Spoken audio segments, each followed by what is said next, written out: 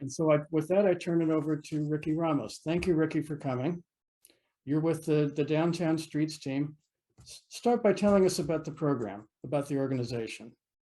Yeah, no, thank you so much for having me. It's great to be part of this conversation. Just the conversation around salvage and recycling is something that's been interesting to me for quite a while. So I thought it was a really cool opportunity to come and speak with you all. I'm here from Downtown Streets team in Oakland. Downtown Streets team is a nonprofit organization that engages unhoused folks in community beautification work. We have 16 cities in Northern California that are running this program that range from Salinas up to Petaluma and east out to Sacramento. The way our program works is our team members or our participants that are experiencing homelessness volunteer in 4-hour shifts that are all peer-led to do cleanup work, where they're removing debris from streets and parks and waterways and neighboring encampments, and depending on contracts, we can do inside of buildings work. And in exchange for their volunteering in Downtown Streets team, they receive case management and employment coaching to remove what we call barriers to self-sufficiency. So a lot of folks experiencing homelessness don't have vital documentation. They are food insecure, they're clothing insecure, they need support with transportation. And we do everything we can in our organization to make sure those needs are met. So whether that's social service navigation, finding housing opportunities and job opportunities, or the stipend that they earn by volunteering, that they can then use to get gift cards to grocery stores or pharmacies or transportation access. They can use their earned stipends to pay phone bills and rent. We're trying to remove all of these barriers to self-sufficiency to get people out of survival mode and into like a goal setting or a stable mode where they can look at re-entering the workforce. And I can pause there to answer any more questions around Downtown Streets team before I talk about our enterprise model. Well, that's a lot of amazing stuff. And because we're here talking about scavenging and recycling, I'm curious, the things that they collect as part of the cleanup activity, what does that consist of and what happens to the stuff? It's a great question. And just to start, we do so much work cleaning up. I think last year I put together our East Bay numbers. So we have programs in Hayward, Berkeley, and Oakland. And our teams in those 3 communities removed 225,000 gallons of debris off of the streets in a year. So that's from July of last year to June of this year. That included 28,000 cigarette butts and 700 syringes. And what we collect, when we collect recyclables, so plastics or aluminum cans, we take those to like local recyclers, and we use the cash that we earn from that to throw like parties for our team members. We get pizza and sodas and drinks, and sometimes we'll bring in guest speakers and do a workshop with that money. But we try to use it to, incentivize recycling. All of the cigarette butts that we collect, we send to another recycling space that turns the butts into park benches. There's a way to break them down and recycle those into park benches. And we safely dispose of our sharps through needle exchange programs. And then everything else, all of the debris, the trash, gets either disposed of through public works or waste management dump sites. A lot of it is done, where we are bagging it up and they're collecting the bags that we're leaving behind. So on previous month's shows, we've talked a lot about the community redemption centers, which it sounds like is one of the outlets that you would take the bottles and cans and plastic to. And a lot of those centers have closed, especially in Oakland.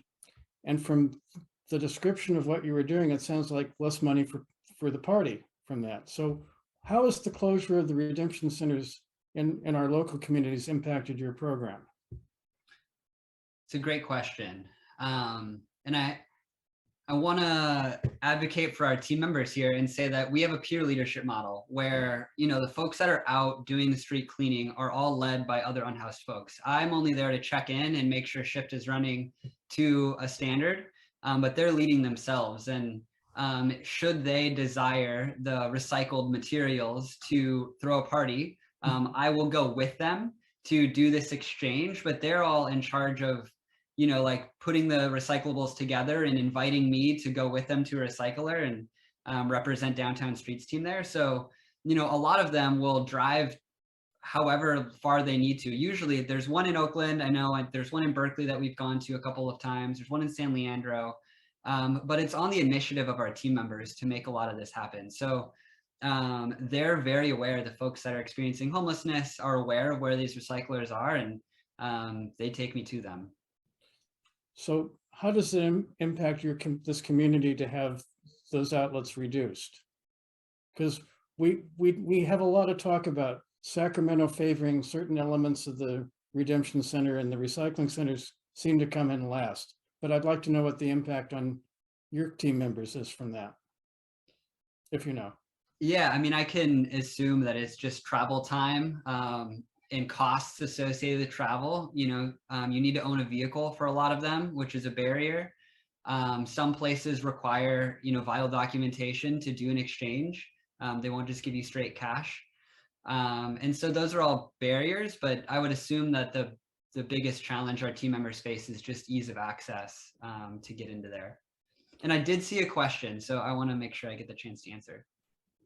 Hi, thank you very much. Yes, I have a question. Dan and I have often actually talked about the idea that so many of these homeless encampments they're just so trashy. They look terrible. And it's one of the big reasons, in my opinion, that the homeless people are made to be unwelcome. And how you sound like just the guy who could help people learn to pick up after themselves and keep it neat in the first place, and set up good recycling systems where they are. If just because they're unhoused doesn't mean they're not living somewhere, they are. So how can they be trained? Can they be trained? Can they learn with each other?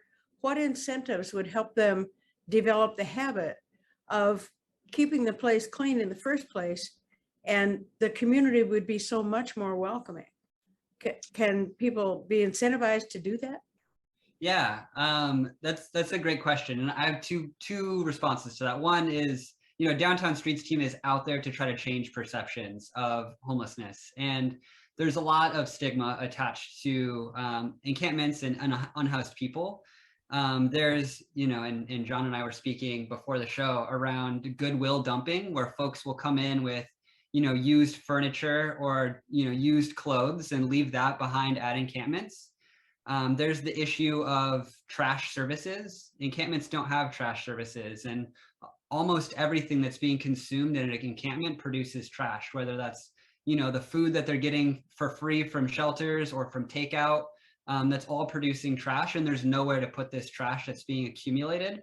And so it just lives there once they use it. And then Downtown Streets team can reach as far as it can reach, right? When our biggest success is in a few of our communities, we've set up direct partnerships with large encampments in cities where we're providing an active trash service.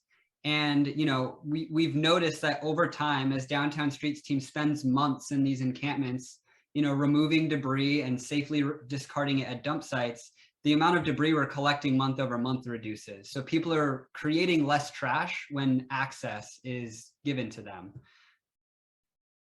So let me, that sort of segues into something you and I were talking about earlier. And that's sort of the format for this is I conduct an interview and then I turn it over to the group for questions. So I will make sure that everybody gets to ask you what they want. But yeah, the beautification that we're talking about, it looks like the governor has, you know, found some money to use to improve cleanliness in streets.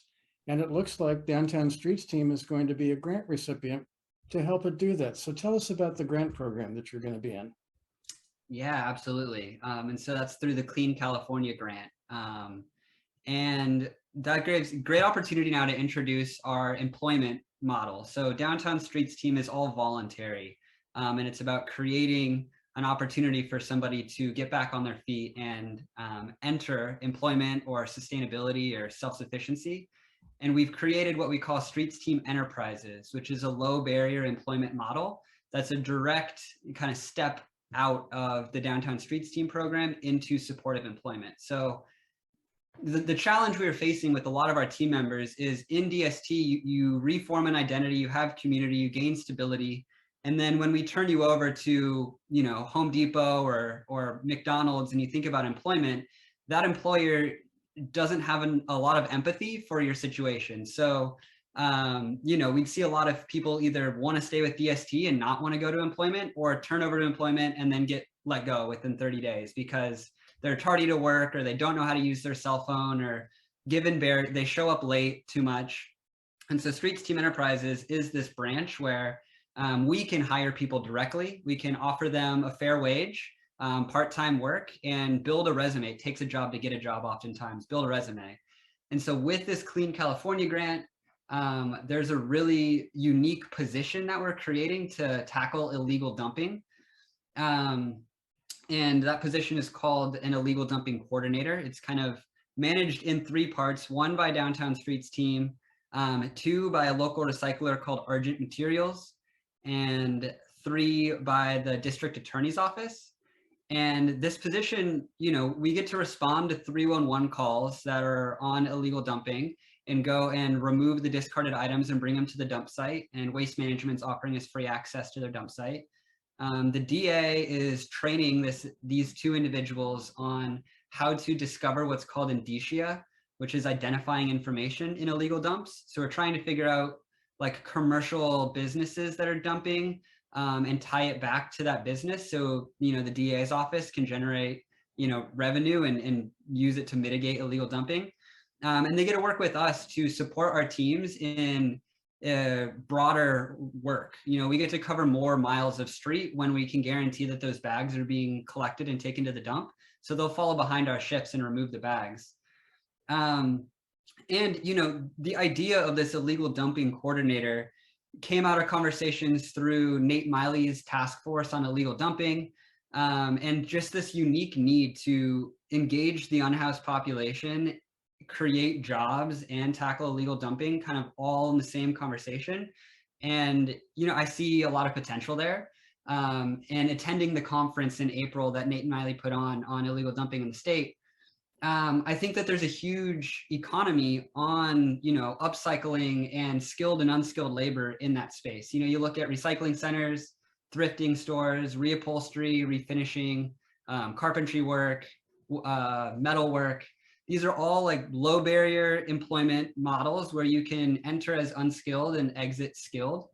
And what Streets Team Enterprises has done in Oakland is run a subsidized employment model where the city pays us to hire people, and then we partner with local companies or nonprofits to place our employees there. And so they're receiving professional development coaching, case management, and support through us, but they get the on-the-job internship experience at an employer. And if that model, which has been successful for us, was to be made broad, if you can imagine a reupholstery store being incentivized to hire one of Streets Team Enterprises employees, where they don't have to pay for that employee. They get to work with them for 6 months. And then if they like them, they can hire them full time. And the person that we're managing gets an internship experience and, marketable skills. You can really build an economy around creating that type of work. And our illegal dumping coordinator gets to see through the 311 calls they're responding to, what type of items are being discarded on the streets the most. They'll be able to navigate, who needs to be taking care of the type of items that they're seeing. I think that, I also learned in this task force that over 60% of the furniture that you find discarded on the streets is still usable. It's just, old to somebody, but if it were to get reupholstered or refinished, you could resell it. And there's that type of job, there's just not an economy, a workforce built around it. And I see Streets Team Enterprises kind of plugging into it.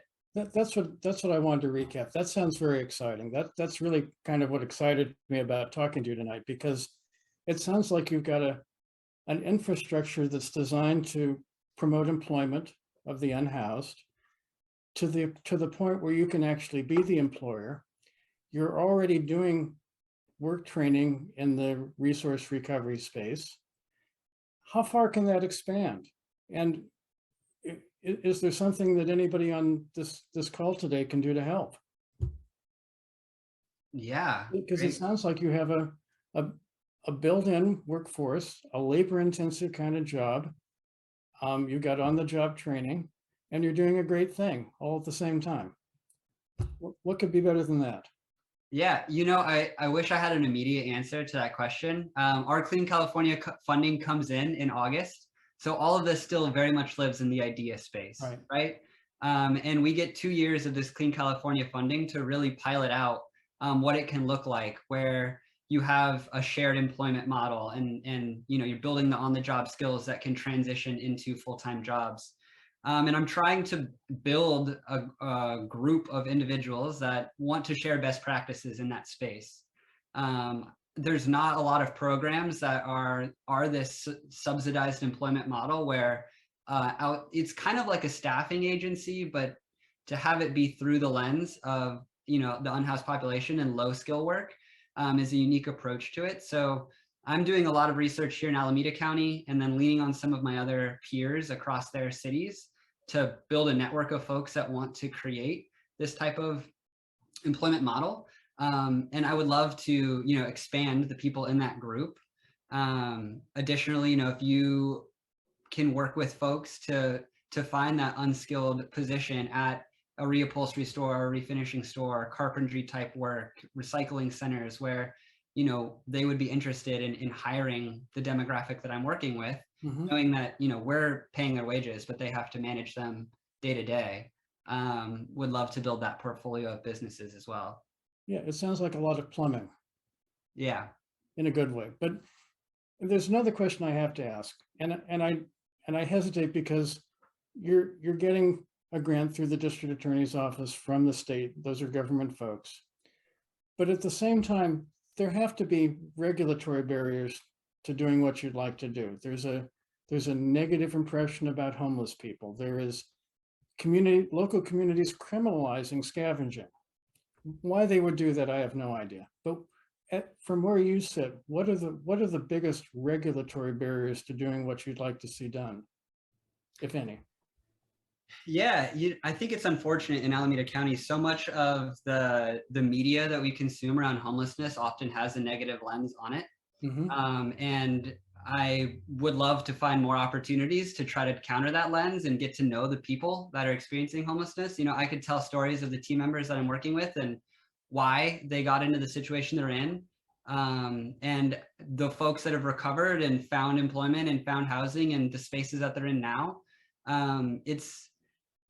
There's just a lot of ignorance in the systemic hold on homelessness. It's so difficult for folks independently to move through that experience back into the workforce once they've entered it. And that isn't being talked enough about. For example, if you are on Social Security income and you get a housing voucher to move into an apartment that is being subsidized, that housing voucher is based on the fixed income that you're getting through your Social Security. And so if you get a job and start earning more money, you lose your housing voucher. So oftentimes people are not incentivized to make an income. And that is a huge barrier towards economic recovery and becoming self-sufficient. Yeah, that's a very practical point. And of course, it's always the least advantaged that get demonized in a community by ignorant people. So I'm sorry to hear that. Well, scavenging in particular has been demonized for centuries. And you'll notice that over in India, where they have a caste system, they claim they don't anymore, but really they do. They have the whole scavenging stratum in India is the lowest stratum. It's not new. So Doug, I see you have a question. Doug Grooms is the co-chair of our committee. He's also done a lot of the First Friday cleanup activities in Oakland. So he's been in the trenches. Doug, do you want to ask something? Well, yeah, I'm really impressed in what you're doing, but I'm wondering, can this be duplicated in other major cities? I was in LA this past weekend and saw a lot of homeless encampments, tent cities and things as such. Are there any efforts to kind of use your blueprint to, in other major metropolis cities that there's, the same kind of a blight and, people needing, help like that you're providing? Yeah, the short answer is not yet. The long answer is we're building an affiliate network where we're vetting organizations on our model and their ability to implement our model. We, at 16 cities in Northern California, want to make sure that our central location in San Jose is still within reach of all of our communities, so you can have quality control on what's going on. We've looked at LA and Santa Barbara and Portland and Seattle and Texas, like Dallas, as spaces to expand downtown streets teams too. But currently we just don't have the internal capacity to build an affiliate network with enough oversight where we can ensure that our program model is being met. Well, if you make it work here, other people will copy it, right? Yeah, that's the hope, and with this Clean California grant and the illegal dumping coordinator position, it's really a first of its kind in downtown streets team. And I haven't really seen a position like it in the research I've done. And so there's a lot to kind of pilot out and figure out what works and what doesn't, and hopefully make it successful and expand. So you've mentioned a term a couple of times that you and I talked about during the cocktail hour, which is the illegal dumping. And I asked you, why is it that people are illegally dumping stuff on homeless encampments? And you gave me the answer, but I'd like you to repeat it. Yeah, I talked about goodwill dumping with you, where folks, are they're like moving apartments and they don't know what to do with their couch and they don't know what to do with their box of plates that they don't want anymore. And ease of access in Alameda County to a dump and the cost of bringing stuff to a dump is often really big. And up until recently, if you were renting, your landlord had to request a bulky item pickup. And so for a tenant to get their couch picked up from in front of their apartment, you had to get your landlord on board and coordinate a pickup date. And there's just all of these barriers to doing that. Luckily, that's been removed, but I don't think that's been communicated that effectively. And so people just left stuff in front of their house, or they would bring it to encampments thinking that like these people could use this. They could benefit from this. There's value for my waste for an encampment, but really it just expands the amount of trash collected in an encampment. And it as was spoken about earlier, it changes the perception of, these folks are just accumulating trash. They're not even bringing it there oftentimes. It's just showing up there. Do you really think it's mostly charitable dumping, or is there punitive dumping going on at the same time? Absolutely. Yeah. If you look, it's been so interesting to work at the DA's office. If you look at Wood Street as an example, so much of the stuff being discarded there is commercial waste, like building materials. And it's, small commercial businesses that don't want to pay the dumping fees over and over and over again, that are going in and getting rid of wood and metal and, nails and dump. Like I've seen in my time doing outreach there, just dump trucks come in, pull up, dump tons of waste and then drive away. And part of what we're trying to do with this illegal dumping coordinator is inform unhoused citizens of how to collect evidence for that to lead to enforcement, right? And there's a way in which we're still working out the DA's office to incentivize that type of reporting. Oftentimes, the barriers are like needing a phone and then showing up to court and all of that. So through us, we're trying to be able to house a lot of the information that's being collected at the encampments. But yeah, there's commercial businesses that are just pulling up to the sides of roads and encampments and dumping truckloads of stuff. Well, that's appalling to me. And I'm so glad that there's somebody like you working on it, because there sounds like so many different parts of the puzzle. It's hard to keep them all in your head, I imagine. Does anybody have other questions for? Dan here. I see Marley's hand up first.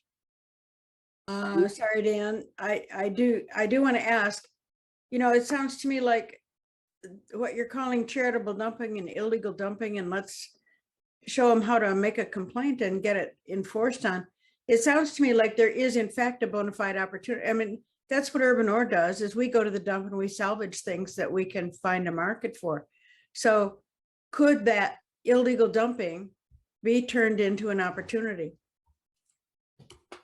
And business development? Yes. Working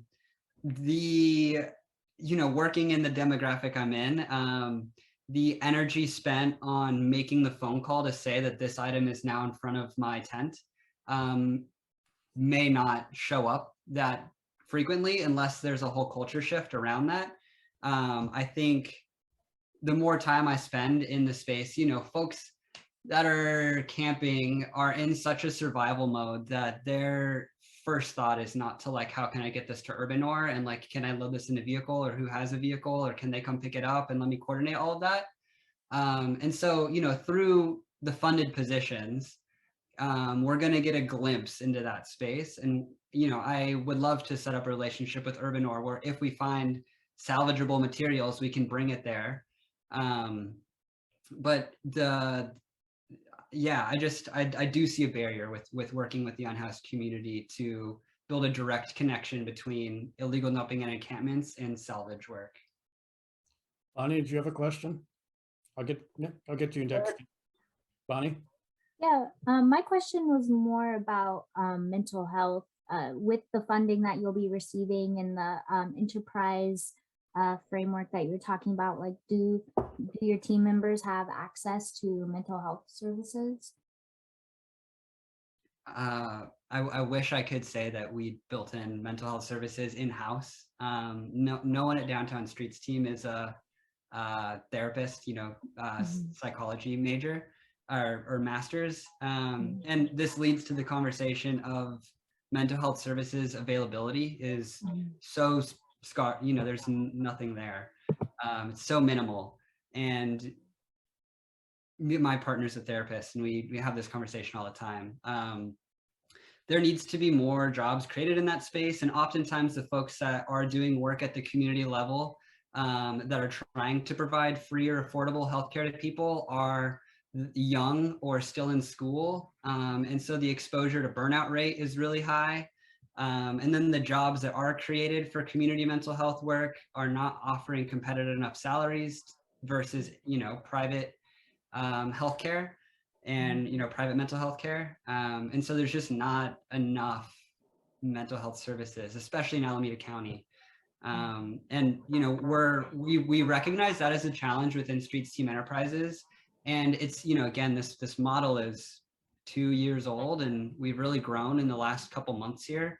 And the executive director of Streets Team Enterprises has a master's in counseling psychology and runs a, you know, private practice in mental health in recovery work. So folks that were in jail on life sentences and get released, helping them reform identity.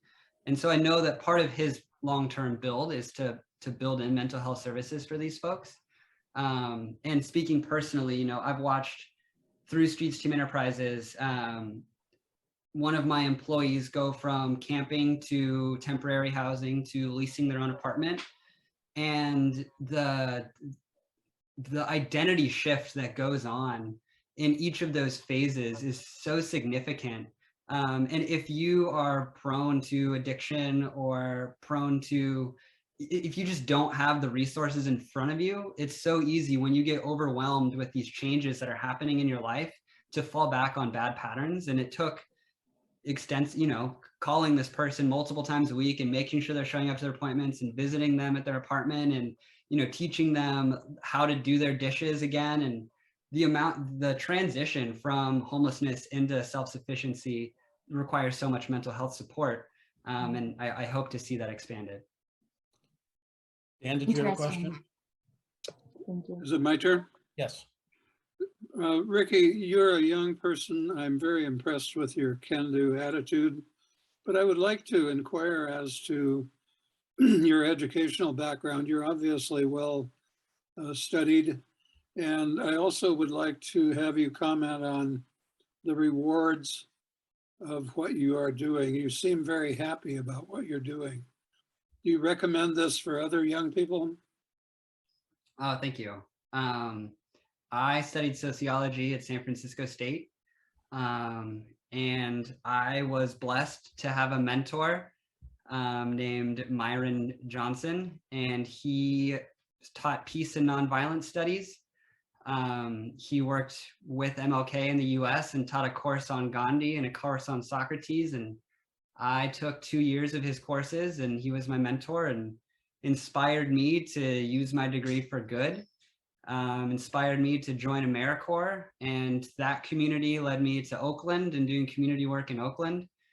And so, yeah, it started with general understanding of systemic oppression and disadvantaged communities and lack of resources there, and having a caring mentor that I could meet with weekly and talk about where I'm going after college, and a couple professional opportunities. And, the joy that I get. So working at Downtown Streets team has incredible highs and incredible lows. I was speaking about John, who transitioned from camping into, self-sufficient employment and housing.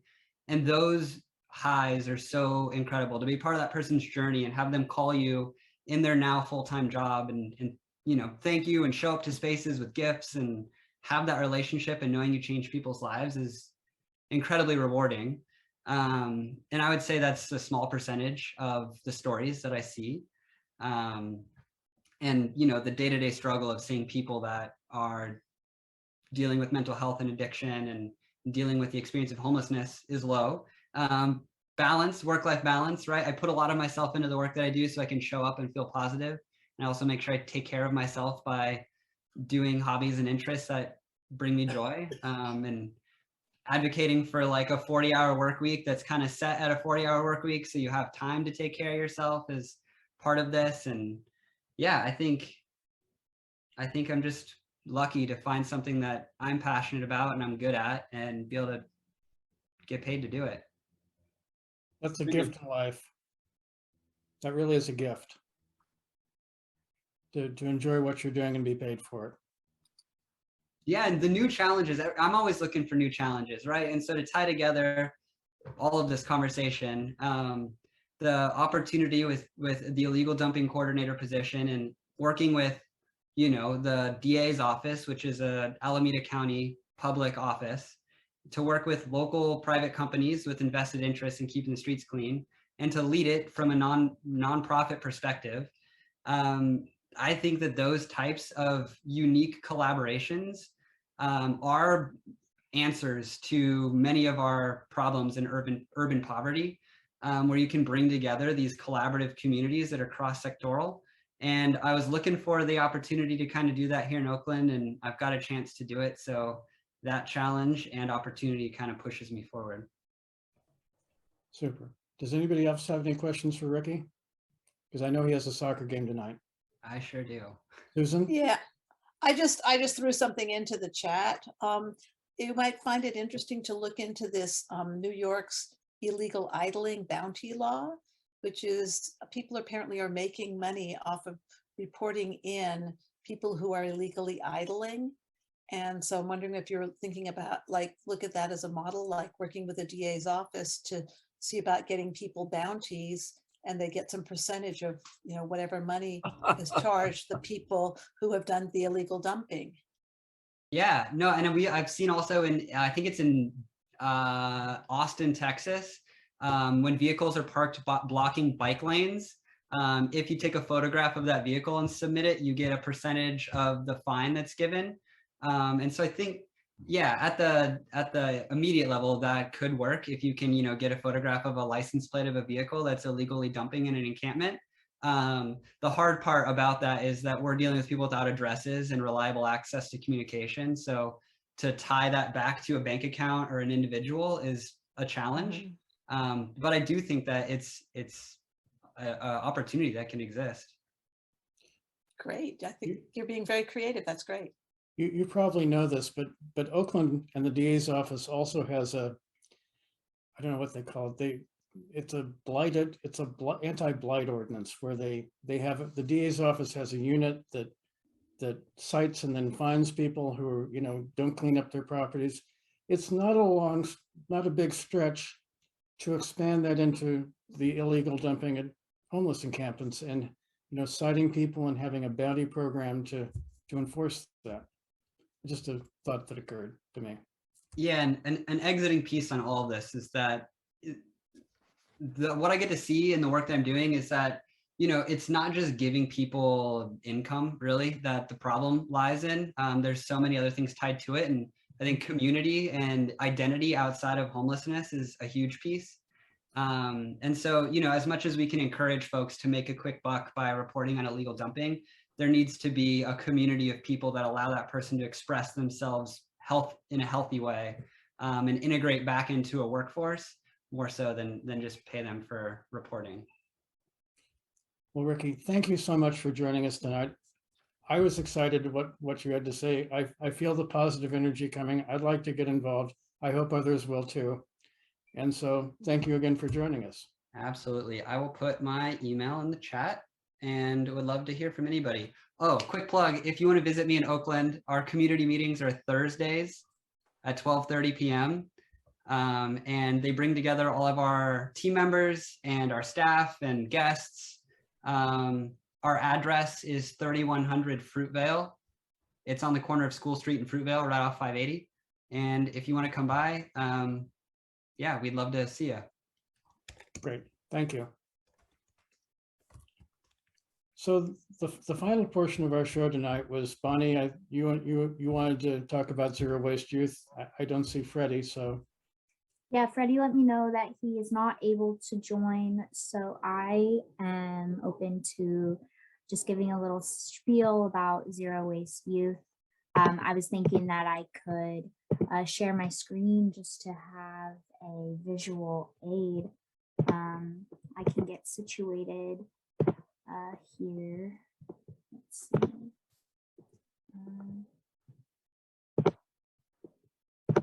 So you'll talk to us about what Zero Waste Youth is doing and how you're reaching out to partner with others? Yes, exactly. Okay.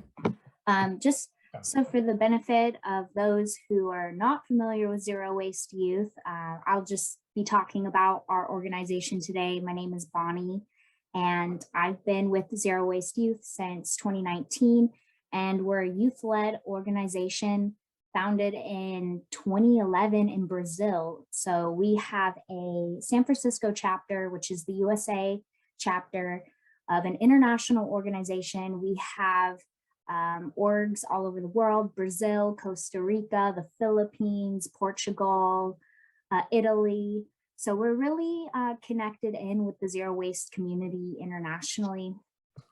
And what we do with the organization, we like to get together and do beach cleanups and beach audits. And we also hold an annual convergence every year.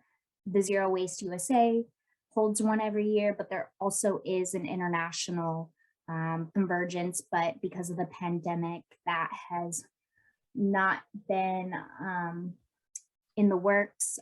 So still waiting to hear updates for the international convergence.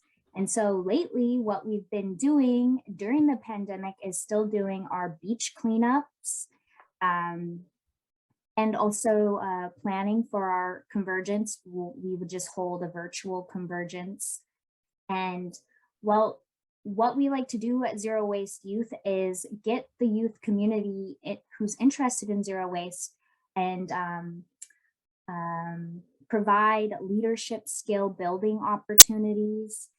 We just like to get together and hang out and have fun, but also with these leadership skills that they're building, really giving them the confidence to become advocates in their schools and their communities and their green teams at schools, whichever. So then the convergence is a great way to bring them back and have them share what they've been doing in their communities. During the pandemic, it has been hard. Just the bread and butter of our organization is in-person events. Like, we have so much fun together, but we've been trying to make it work virtually and with the beach cleanups. And so we've been partnering with California State Parks and also local conservation corps such as San Jose. We've been partnering with them on beach cleanups. And then we also have a connect for Angel Island. So we went out to Angel Island and we went camping on the island and helped out with a beach cleanup there a few times. And what's really exciting with our partnerships is with the San Jose Conservation Corps. They have a zero waste fellowship program where they're going into schools and they're educating on just greening the cafeterias. They have a contract with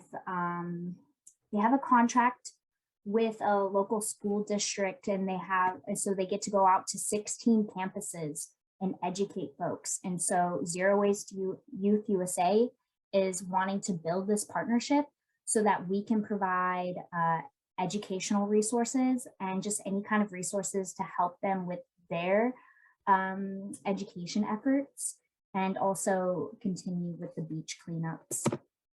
A little more about our annual convergence. Every year we do one. We bring out a keynote speaker. Back in October, we brought out Carla. She's a tribal councilwoman of the Carmel tribe in Southern California. So it was really great. We really prioritized diversity as well as intersectionality of the environmental movement. So it's not just like zero waste, but we really try to bring in folks that are passionate about ecology and land management as well.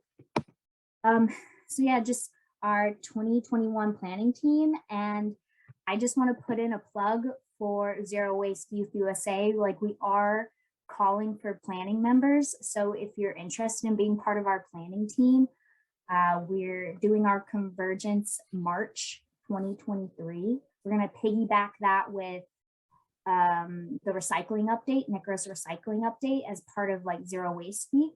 So yeah, if you would like to join the planning team, feel free to give us your information and we will reach out to you. So we're still building a planning team.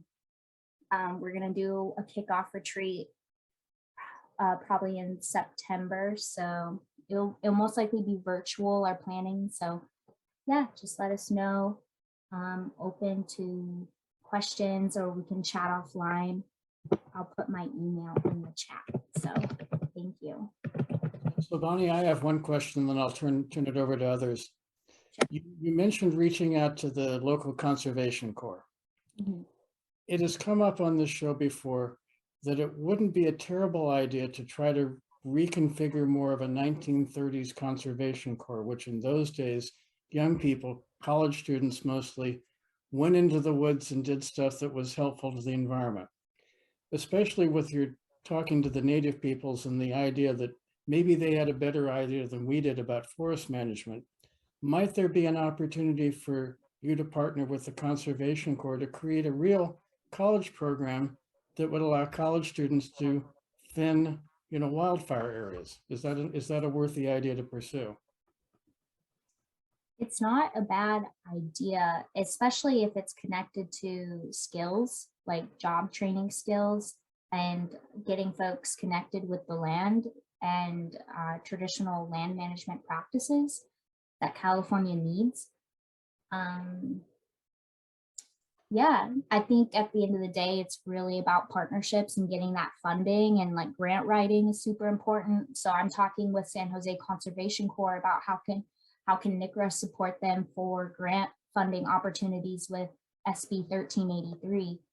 And because the education component is really important right now with composting, recycling, and what can be landfilled in all the schools.